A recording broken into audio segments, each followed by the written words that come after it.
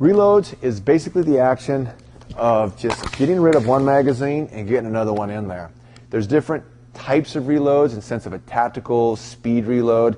There's different stimulus to do a reload. Sometimes we do it when we feel we're low on ammo and we just want to get some fresh mag in there. Or we do it at the stimulus of a slide lock, which we'll discuss later. But the basic mechanics is what we're talking about right now. The basic mechanics of a reload is from your firing position, wherever you're at, whether it's sort of an awkward shooting position, more neutral or what have you, the first phase on it is to drop your elbow into your rib cage. All right? I like to bring my elbow into my rib cage because it gives me a set point. It gives me a location to provide a little bit more consistency. If the gun is out here, you know, you're not really saving any time, even though like it's a little bit more motion to bring it back in and back out. The reason you don't save much time is because after we do a reload, we have to reestablish our grip, all right? And this takes a certain amount of time, and this takes a certain amount of time. Well, if we do both these actions at the same time, they're going in parallel. We're not really losing anything.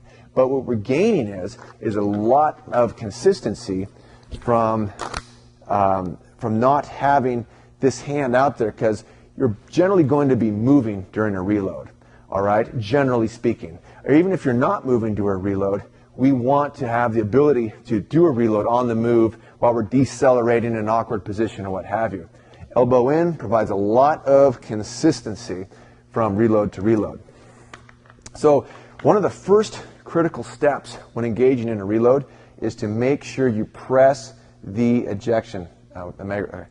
One of the first critical steps in beginning a reload is to make sure you get your thumb and you press that mag release. If you don't press that mag release with sufficient force, the magazine doesn't fall out and you can't do the reload. So that's a first fundamental step. Some people have to adjust their grips. You can also buy extensions. You can make equipment modifications. Some extend out, some extend back, the mag release.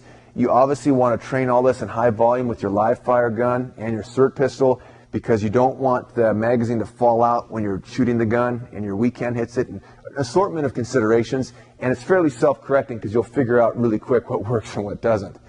But basically, when one magazine is positioned in the gun and you drop, you want to hit that button while you're dropping down.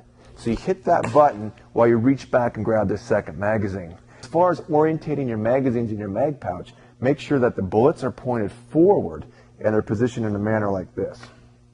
As you sweep back, you grab with this base portion of your thumb and you extract it and you defeat any retention mechanisms, if you have any, in the magazine pouch. And this forefinger comes along this axis of the magazine.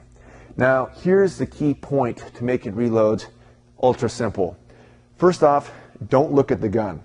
As Pinka says, if you look at the gun and your time slows down, and you screw it up generally. It actually doesn't help.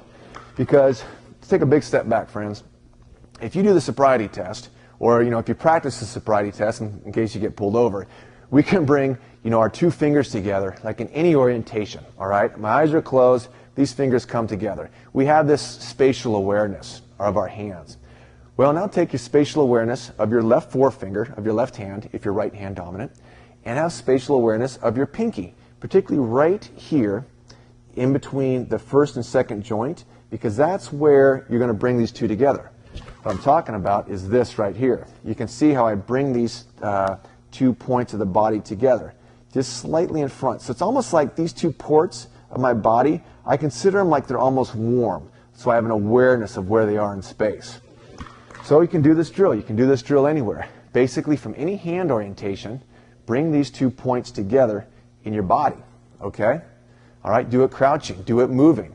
Do it while you're running on the treadmill. And then when you get your live fire gun or your SIRT training pistol, you're basically already geared up to hit a reload. Not only just hit it, but hit it very reliably, hit it with a lot of speed, and hit it with a lot of consistency.